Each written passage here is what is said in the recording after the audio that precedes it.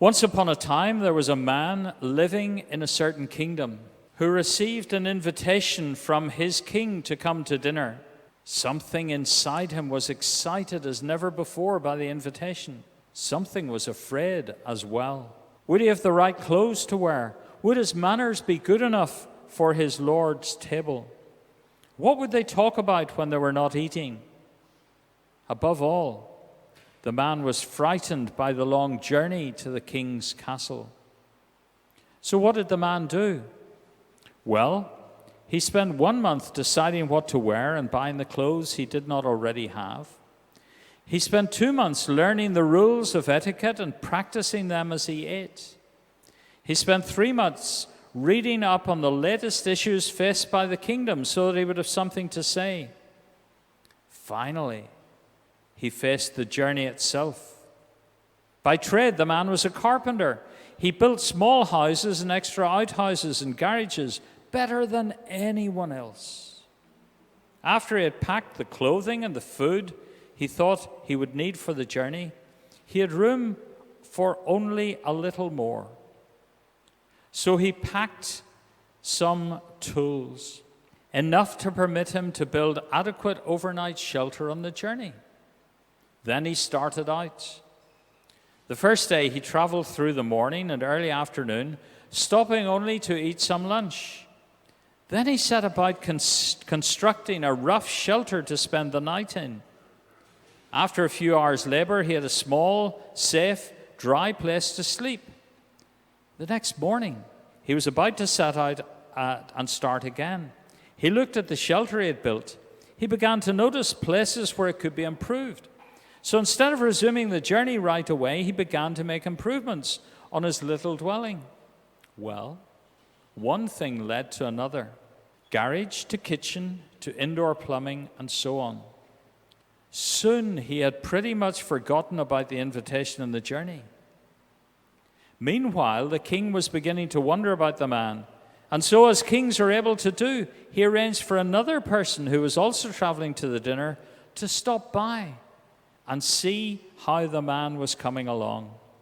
When the king's friend found him, the carpenter was living in his second home. He had sold the first one to someone, remembered the invitation, and moved on for a day or two. However, he had soon settled in and built an even bigger and better house on the profits he had made from the sale of his first one. The carpenter was only too happy to invite the visitor in for lunch. But while he was content to accept the offer of food, the visitor said he preferred to eat out in the yard under a tree. "Is there a reason you don't want to come inside?" asked the carpenter, immediately wondering if his house wasn't quite right in some way. "Why, yes," said the visitor. "You see, I'm on a journey to have dinner with the king of our land. It is important for me to stay on the journey. Perhaps after lunch you'd like to come with me." "What you say sounds familiar to me," said the carpenter. "I think I too received an invitation of dinner with the king, but I've been a little bit uncertain of the way." "I know," responded the stranger. "I was once uncertain as well. As a matter of fact, once I was a carpenter just like you. I wanted to build safe places along the way to stay in. One day, another person on the journey helped me learn how to unbuild instead of build. He helped me to leave the house I was living in and to trust the journey itself. I was worried about following the right path. He told me there were a number of paths that would lead to the dinner. The king had set it up that way, and the king had also set up warnings along the wrong paths. The important thing was simply to put one foot in front of the other with love and trust. I was also worried about what I'd left behind. To this he said the king had seen to it that everything worth saving would be in the castle waiting for me. "What you say is certainly of comfort. It helps to know you have been just like me," said the carpenter. "Well then, why don't you let go of this house and get on the journey?" I don't know. Maybe. Can I sleep on it?" "I suppose. May I fix a bed for you?" "No," countered the visitor. "I will just stay out here under the tree. It's easier to notice the wonderful things the king has put along the way when you aren't looking out from inside, something you have put up to protect yourself. The on-builder waited outside all night. The next morning, the carpenter indeed had decided to resume the journey. Together they prepared to set out. "Well," asked the carpenter, "which way shall we go?" "Which way seems right to you?" replied the on-builder. "I'm not sure. I'll tell you what, let's just sit here for a few minutes and think hard about the king. Remember the stories you've been told about him. Remember how much you love him. Remember how much he loves you. When you've remembered as clearly as you think you can, consider the paths that lie before you and see which one seems to satisfy your longing for and remembrance of the king. Let your desire to be with the king become more powerful in you than your uncertainty and fear about choosing the right or wrong path." Silently, they sat through the morning in the carpenter's front yard. Slowly, it began to seem as though they were already on the journey. As that feeling grew and grew, it suddenly didn't seem like any decision needed to be made. It had just happened. With a deep sense of freedom, they were off. Many of the days were just like that, new steps out of silent beginnings and pure desires. They simply waited until the sense of journeying wrapped itself around even their waiting, and then they were off without worrying whether they were on the right path or not. In the stillness of their hearts, they made room for the path, and the path seemed to come to them. Of course, the carpenter still felt the need to build a home from time to time. The on-builder made sure he understood what he was doing and then let him do it if he really wanted to. And while the carpenter labored, the on-builder, his guide and friend, would continue the silent waiting in the yard under a tree. And soon they would on-build yet another house and begin the journey again. In the meantime, the king kept the food warm, which he was very good at doing.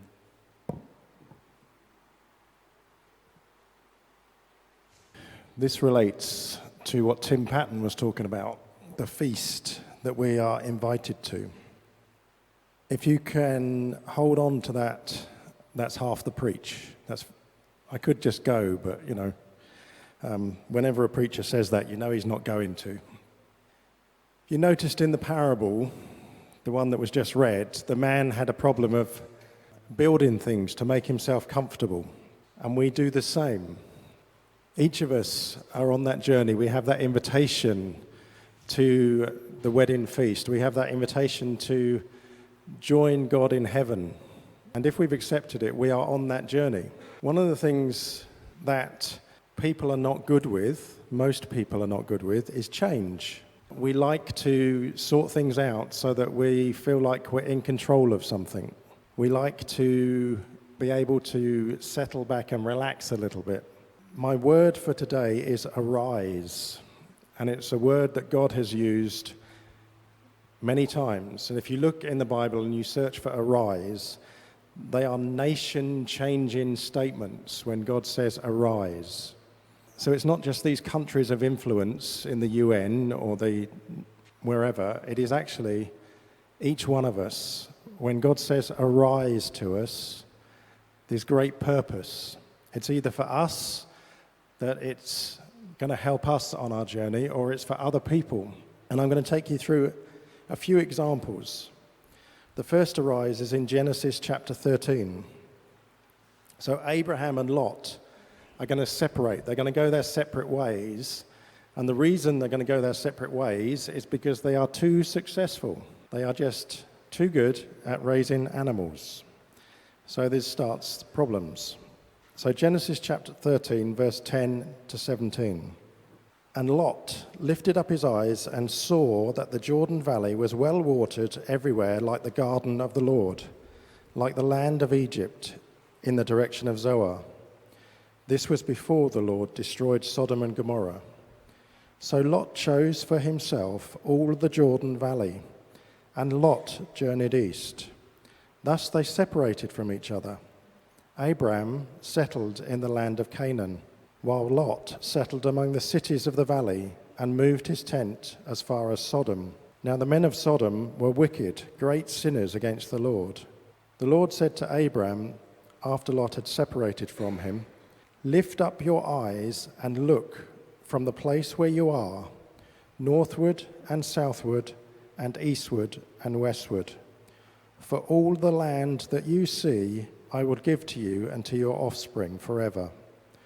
I will make your offspring as the dust of the earth, so that if one can count the dust of the earth, your offspring also can be counted. Arise, walk through the length and breadth of the land, for I will give it to you." So Abram moved his tent and came and settled by the oaks of Mamre, which are at Hebron, and there he built an altar to the Lord. Lot looked about what was near, what was close to him, and he saw that it looked good, and he said, "That will do." And it was good, but it had its problems. God said to Abraham, "Lift up your eyes from where you are and look around, look all around, north, south, east, and west." And then God said, "Arise." That arise was a nation-changing journey. So God said, "Walk through this land because I'm going to give it to you." I wonder if Abraham had walked sort of 10 miles one way and 10 miles the other and 10 miles the other, whether that would be how big Israel was. Whether how much Abraham walked would be dependent on how much land God was going to give him. I don't know. But what we do know is that Abraham did arise. He responded to that call of God. And from there, a nation started. It took a while to come about, but a nation started. It continued with Jacob. The arise that there is there, you may say, is not God saying it. It was his family. You remember Jacob as a bit of a deceiver and had tricked Esau into giving his birthright, and then he tricks his dad into giving him the blessing. In Genesis 28, after Isaac blesses him, his mum realizes that his brother's going to kill him. Esau has said that as soon as his dad's dead, he's going to kill Jacob. That's how angry he is. So it's arranged that Jacob is going to leave the family, leave the home, and go to Laban. This is an arise that is caused by a breakdown in relationships. But even then, God can use that to serve his purposes. So when Jacob goes, he has a journey that he learns much about God. He goes to Laban and he finds his wives and has children and becomes prosperous there. That again is the continuation of the story of the nation. So this arise again was nation-changing stuff. If Jacob had stayed where he was, would we have an Israel? He would never have met his wife. So again, this arise that happens is nation-changing. Now, do we have any Cambodian nationals here today? Can I see anybody that's... No? Just a few hiding at the back. When we get up and leave our families, many of us here are expats. We could say that we have already arisen. We have already done our arising. But God is not a person like us that is static and likes to settle in. God is not somebody that wants us to be comfortable, if you like. I'm not saying he doesn't give us peace. I'm not saying he doesn't give us good things. But God doesn't want us to settle like the carpenter, to start building a house that makes us comfortable. We need to be aware of that God is continually calling us to arise. There's always more with God. It's not a settling in. It's not a complacency.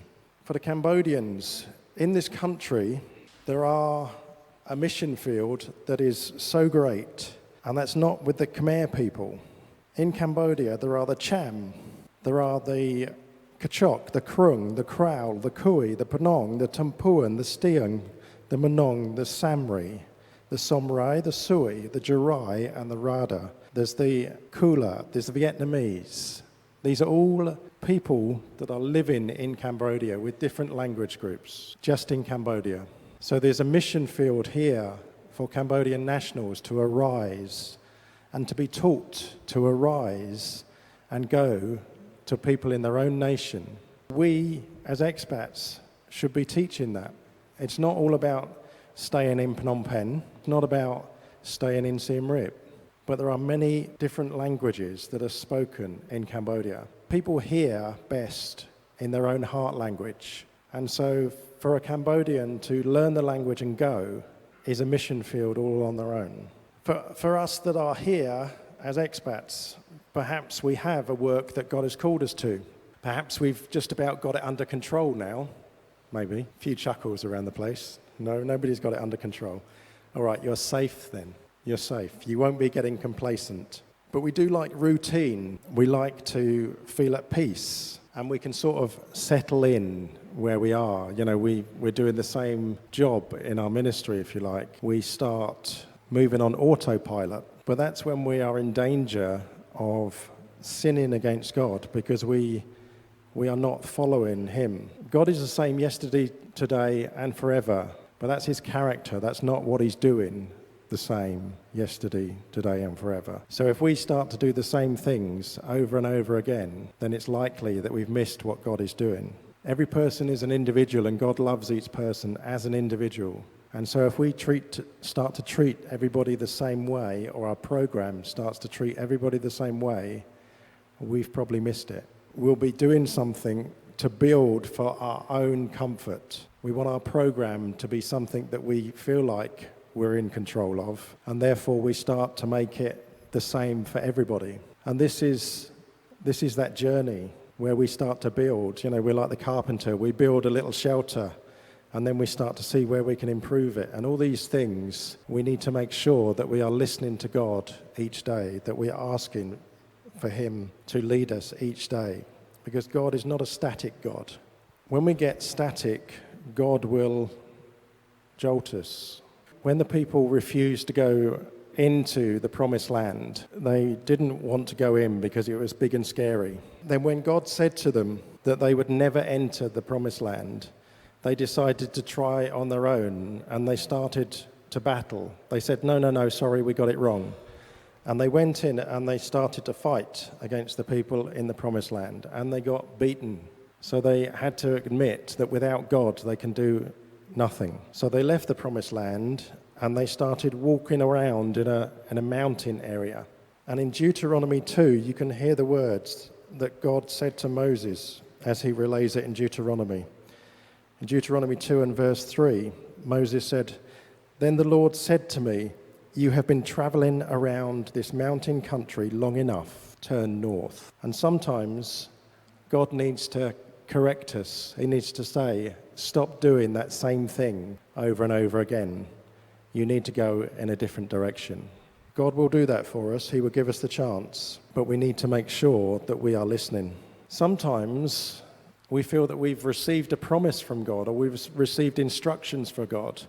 And Marie prayed earlier that sometimes God's promises seem like they're taking a long time to arrive. And that is okay.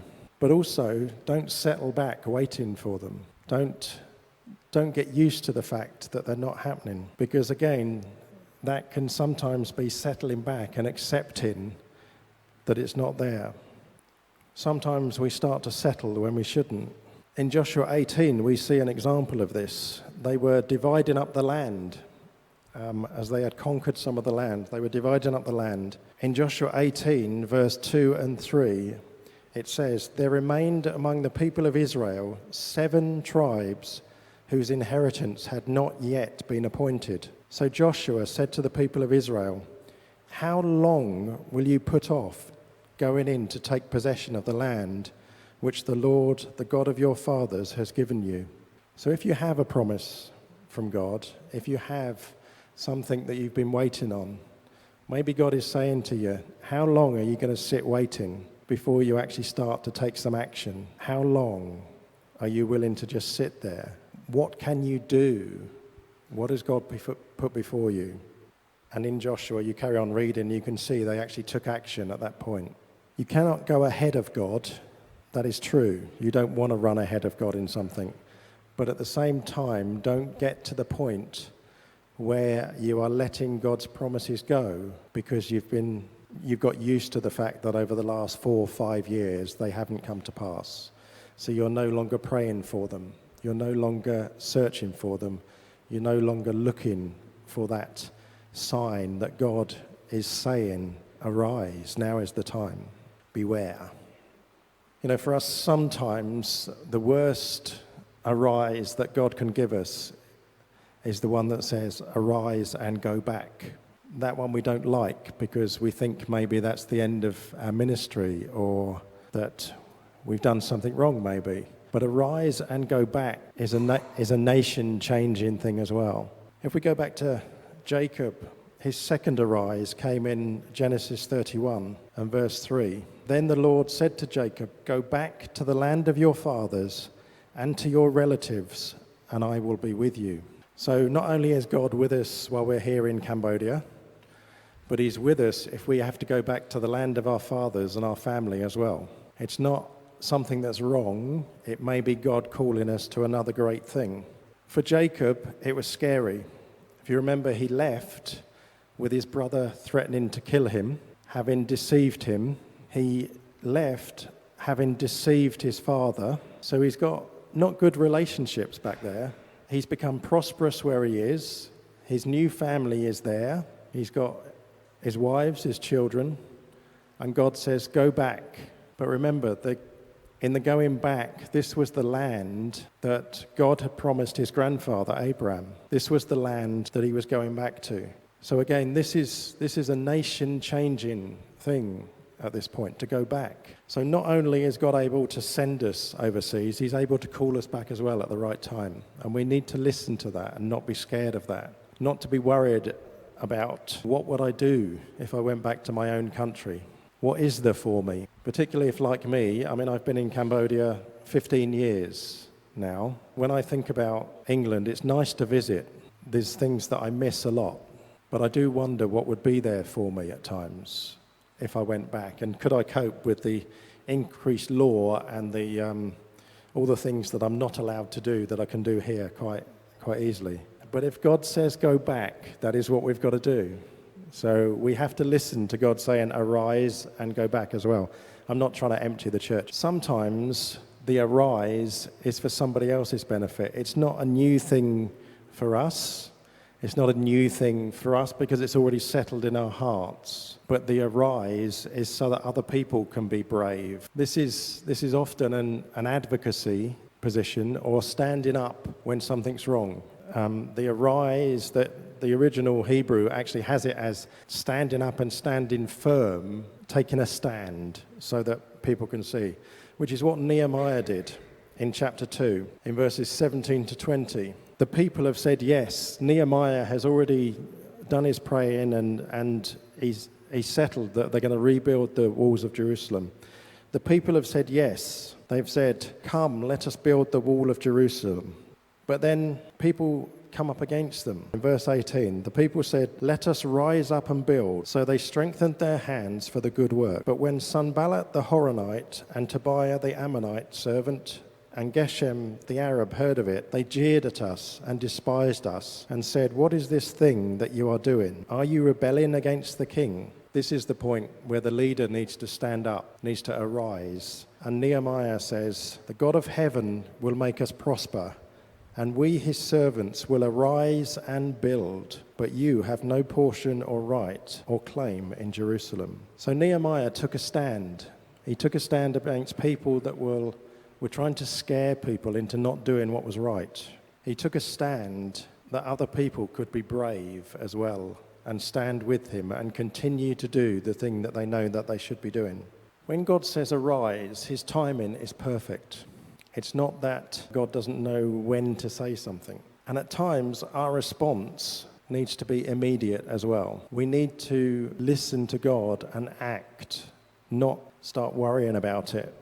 In the parable, the carpenter and the unbuilder, it was said, not to worry about the road, but concentrate on God, and the road will become apparent. As we focus more on God than anything else, the road that we need to take won't be something that we will be struggling with, because it will be a following with Jesus. In Acts 8, verse 26 and 27 says, "Now an angel of the Lord said to Philip, 'Go south to the road, the desert road, that goes down from Jerusalem to Gaza.' So he started out, and on his way he met an Ethiopian eunuch." Philip didn't say, "Let me have a prayer meeting to see what the time is, to see whether I'm hearing God, to see whether it's really right." Philip got up and went. If he didn't go, he wouldn't have met the Ethiopian.